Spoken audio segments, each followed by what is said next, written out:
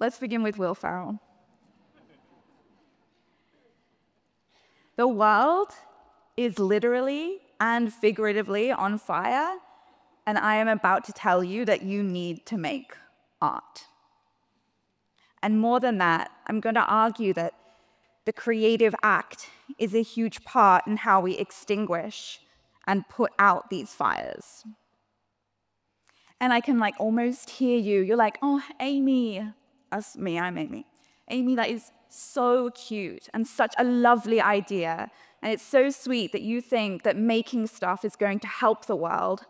But I write horny fairy fantasy novels, and I really don't think that that's going to do anything. And I hear you, but give me 15 minutes because I want to change your mind. We're living in a culture that sidelines the creative act, that says it's something for children or something for the retired. It's an indulgence. It's a little bit selfish. It's frivolous. It's decoration. It is a narrative that is actively harming us. It is repressing our innate instincts to create.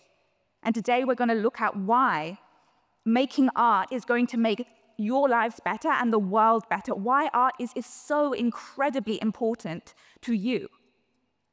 And before I move on with this conversation, I just want to make sure that none of you are opting out of this conversation, because I am talking to you.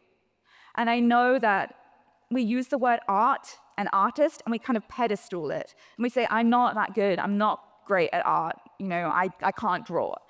I am talking to you today. When I talk about art, when I say the word creativity, I'm talking about anything from making a YouTube channel where you talk about your favorite Pokemon cards, to singing, to cooking, to what Pam does with gardening. The creative act, art, is anything we do where we create something with the intention to connect. So none of you are getting away with it today. When I talk about how we need your art, I am talking to you. This conversation is about you, even if you don't have a creative bone in your body.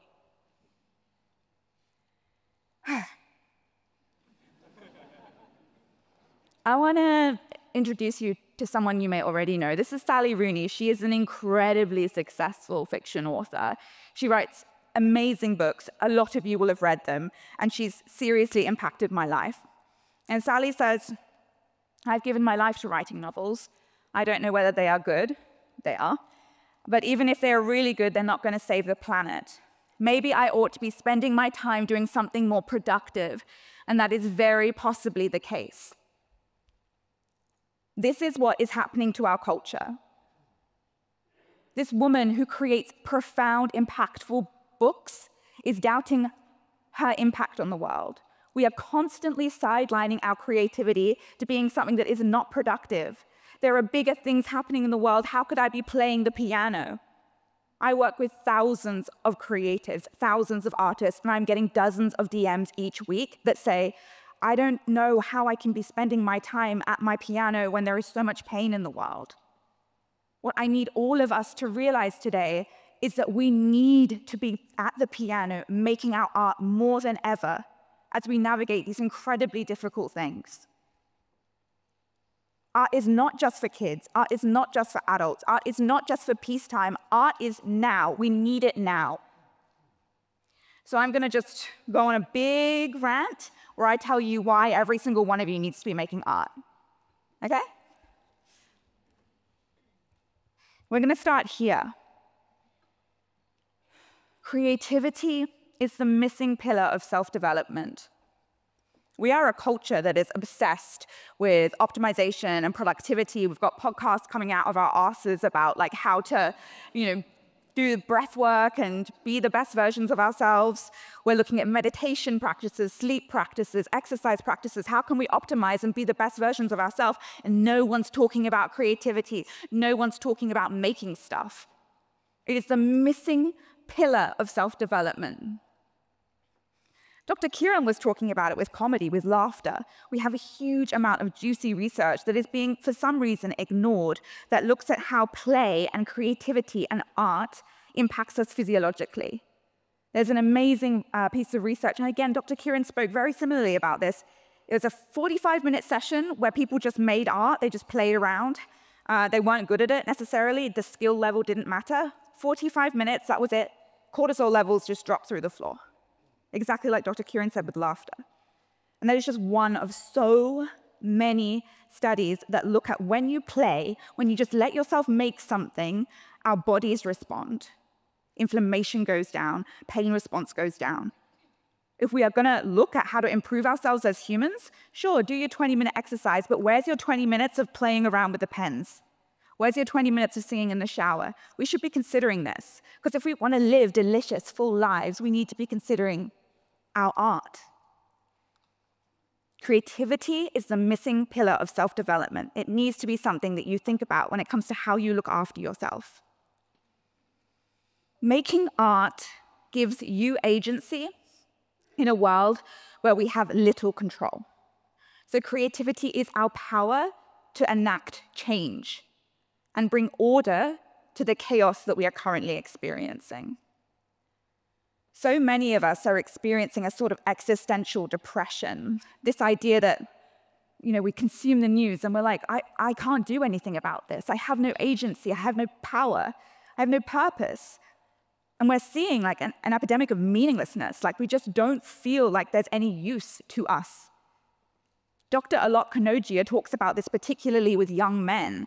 And because we have this huge, what's the point of going forward? We see a lot of people relying on lateral experiences. So because there's no point to our future, it's all hopeless, we're instead indulging in things like phone addiction, gambling addiction, porn addiction, game addiction.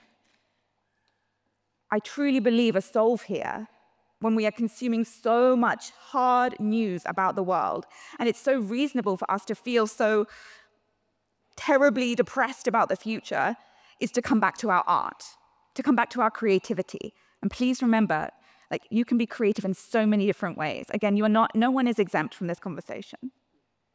When we create, we have agency in a world that says that we're too small to enact change. When I write my novels, I'm the god of my own little realm. I get to tell them what to do. I get to make the change. I see my impact on the world. Creativity is our power to enact change. It is how we become powerful. And so many people are leaving our creativity on the sideline, discarding it as just play. It is so powerful to pick up whatever instrument it is you want to pick up and make something. The power is in your hands. You're sitting on the throne when you make art. Another beautiful reason to create is because it reclaims your most valuable resource, which has been robbed of us, and that's our attention. In a society that profits from you being stuck on your phone, giving your attention to art is a rebellious act. That means when you write that little piece of poetry, it isn't just a nice thing to do with your time, it is a revolutionary thing to do with your time. The other day, I figured out that if you spend 3 hours a day on your phone, from the age of, I think it was 15, to the average age of death, 79, you will have spent 10 years straight on your phone. No sleeping, just 10 years straight on your phone.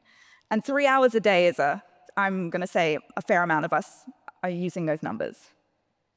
I want you to reclaim the attention that has been robbed of you, and I want you to use it to make something. We are a culture of consumption, and we've forgotten how to make. We need less consumption, more creation. Bring back your attention, reclaim it. It is yours to do with whatever you want to do. You have so much to make. There's so many things that you have to give this world. I want you to take some of those 10 years back from Zuckerberg and give it to a project you want to work on. Making art is activism. I had a client that I worked with who was in the science space, and they were working in a climate change sector, and she was miserable. She was really, really struggling, and all she wanted to do was write her romance novels. But she felt so guilty for taking herself away from the climate change space to do something that is so trivial and so frivolous. And again, this is the narrative that we have to break down. We have to understand that art is activism, that it is inherently political to use your voice and to take up space with whatever it is you're making. Legislation and policy are important, but I am moved by art, and the culture is moved by art. We are impacted on a very human level when we consume creations. It is political. You can change the world with your art.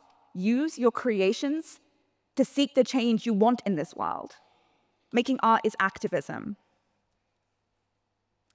This is a big conversation for the time right now. This is a DM I got the other day. It says, what is the point of making art in this world when AI is just going to do it better and cheaper anyway? There's no reason to create anymore. I'm hearing this all the time. What's the point? There's no reason. What's the point? There's no reason.